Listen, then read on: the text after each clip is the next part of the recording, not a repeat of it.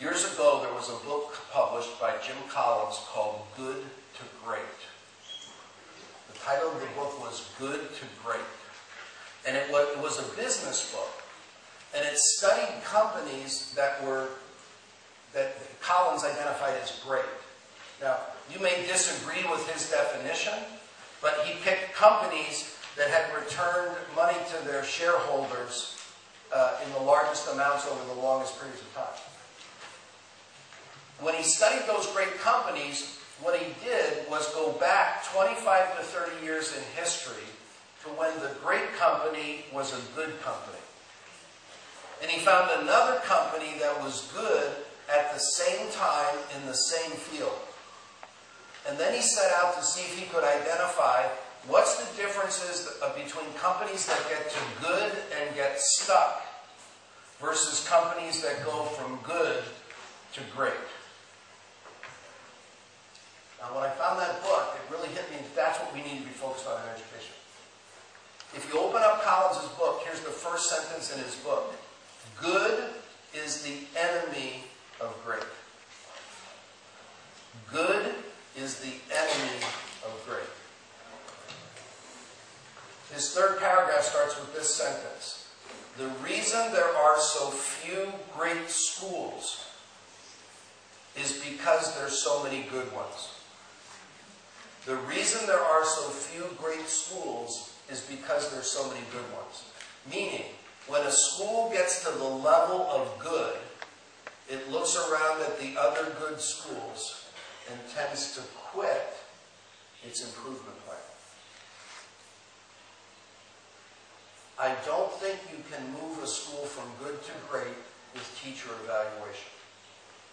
I don't think you can move a school from good to great by testing the kids.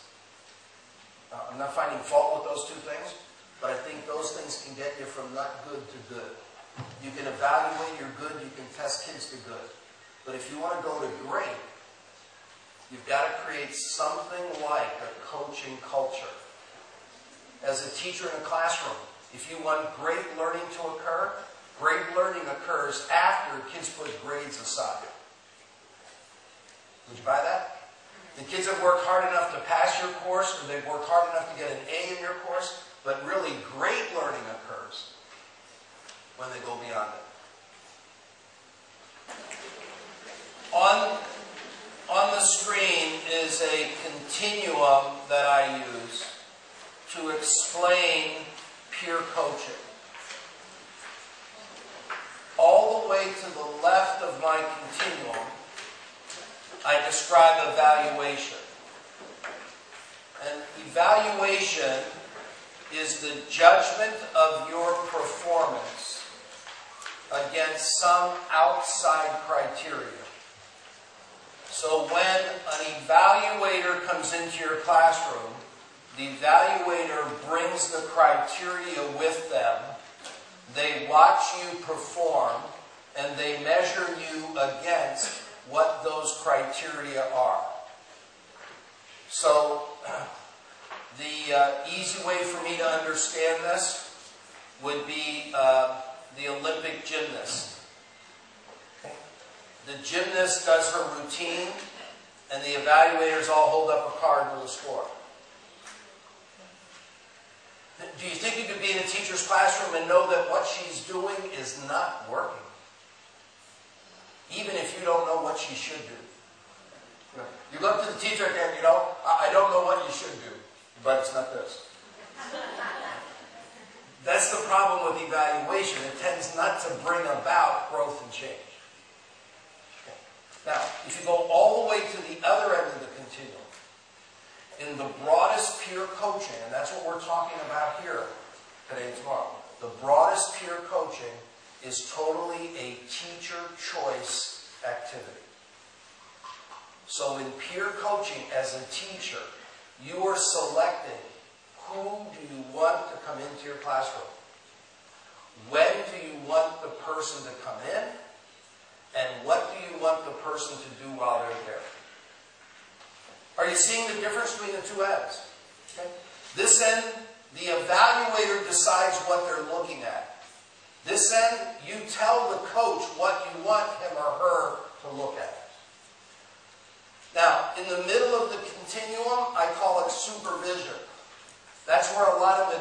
administrators find their jobs. Because as school administrators, sometimes we have to evaluate people based on the laws, the board policies. Sometimes we're trying to work as coaches to people. So administrators are often in that supervisory role. Do you have a department head position in the upper school? You have a title for that? Directors of learning? Okay. And heads. Okay, so directors of learning and heads of departments. Sometimes those people are kind of in that supervisory role. Sometimes I'm on this side, and sometimes I'm on that side. And that can be hard because you look like the same person. So you show, hi, I'm here to coach. I don't know, you look a lot like the guy who did my evaluation last month. Now, somewhere between supervision and coaching, I've placed the term mentoring. Mentoring tends to differ from supervision in that most mentors don't do any evaluation. Supervisors often do evaluation. So I moved the term mentoring this way. However, in my finding, in most mentor programs, they aren't voluntary the way peer coaching programs are. So if you're a brand new teacher and you show up at a school, the school might give you a mentor. So once it's required, it's not peer coaching. Now make sure you hear this. That doesn't mean it isn't valuable. It's just different. And I train mentors. And I train instructional coaches who get close to supervision. But the training we're doing here for these next 2 days is peer coaching. That's training everybody on staff to have the skill sets to work with anyone who would invite you into their classroom. But when you go in there invited, you're going in there to work for them. Now, here's the good news. When you go in to work for them, you can steal things for yourself. As you move from right to left, as you move this direction, the school's agenda becomes increasingly important. As you move in this direction, the individual teacher's agenda becomes most important. And the first one I want to talk about is coaching increases the opportunities for teachers to celebrate. Okay. In my training with teachers, I teach teachers to use a strategy in their classroom called the celebration of perseverance. Meaning, anytime that your students work hard, persevere, and succeed, you should throw a party. And I talked about teachers throwing 30 to 90-second parties. Now, why do I do this? For kids, would you say perseverance is important to learning? The critical part is to keep kids persevering. Now, where do you get the effort to persevere? From past success. So when kids work hard and it pays off, you want to stick that celebration into their head for memory. So that the next time I don't get something, I remember that working hard causes me to get it. I work with a high school teacher. His kids do the class wave going across. And they do the wave from front to back. So a role that coaching should play is it increases celebration. Do you realize it's hard to celebrate in a classroom by yourself as a teacher? Have you all had those moments? You're in your classroom and a great learning occurs. And you do this. Somebody's got to see this! Huh? And 2 hours later in the staff lounge, you're trying to explain it, but it's kind of lost its luster. Now, little Mikey wasn't learning how to read. I'm dying. I'm visiting every experienced teacher in the school, special ed people, reading people, help me, help me, help me, help me. Suddenly, late in May it happened. Mikey read. I went running home. Guess what? Mikey Hey, you're ready today. And I got one of these. Wait, can I check something? You teach reading. You taught it all year long. Wasn't this supposed to happen? I mean, down the office, when a project comes in and we work through the project and the project goes out, we don't throw the party. But the day after Mikey read, in my classroom at the end of the day was the entire primary wing of the school. They had a cheese ball and 2 bottles of champagne. We celebrated that Mikey had read.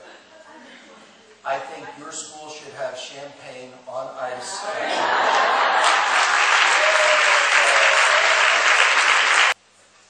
Let me show you the one last one here. Gaining options. The reward of coaching is that you gain options.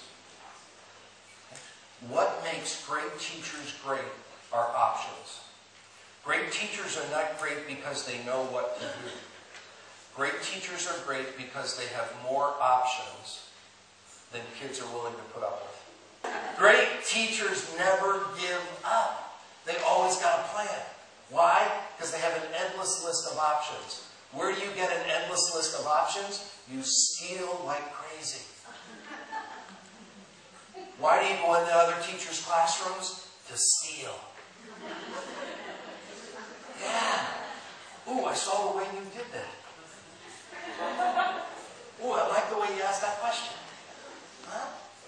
You're constantly building your repertoire. Well, as soon as peer coaching opens up the doors of the classrooms and puts us into each other's classrooms, great ideas from any one classroom spread throughout the school. Now, do I have any people here with special education backgrounds? Anybody got special ed backgrounds? Okay. Would you keep your hands up just a moment? Okay. I'm trying to tell everybody else, if you want to figure out what I'm talking about here, options and celebrating, go watch people with special ed backgrounds. Okay? So check me on this. Special ed people party more than anyone else. And special ed teachers never run out of options. Why? Because when they run out of options, they make stuff up. But they won't give up. You see, are you getting the culture piece? A success in your classroom should lead to everybody's success. You achieving your learning goals should be celebrated. So coaching comes at some cost, meaning I'm making myself vulnerable by opening my doors and inviting someone in. That's a cost of coaching. Okay? Coaching may take some of my time. Okay? I'm going to spend 10 or 15 minutes that I might have been working on my plan observing in another person's classroom. I'm going to stay after school over a coffee with a colleague and take 15 minutes to talk about what I saw while I was there. That's the cost. So what I'm trying to look at with you now is, what's the payoff you get for taking that cost? So one of the payoffs is the chance to celebrate what's happening in your classroom with people who respect it. Second is the opportunity to gain options, to find things that are causing other people to be successful and add them to your repertoire. And you gain those options either by being in someone else's classroom and seeing it, or having the person who came into your classroom tell you about it. Okay? The third one is that coaching provides an opportunity to practice your teaching consciously. Most of you do most of your teaching unconsciously. When you're getting coached, it forces you to be conscious. Now, I can best explain it with this diagram. This is known as Gordon's, taken from Tom Gordon was the initial writer about it. Tom Gordon's Skill Development Ladder. And he said throughout our careers, we're moving around on this ladder.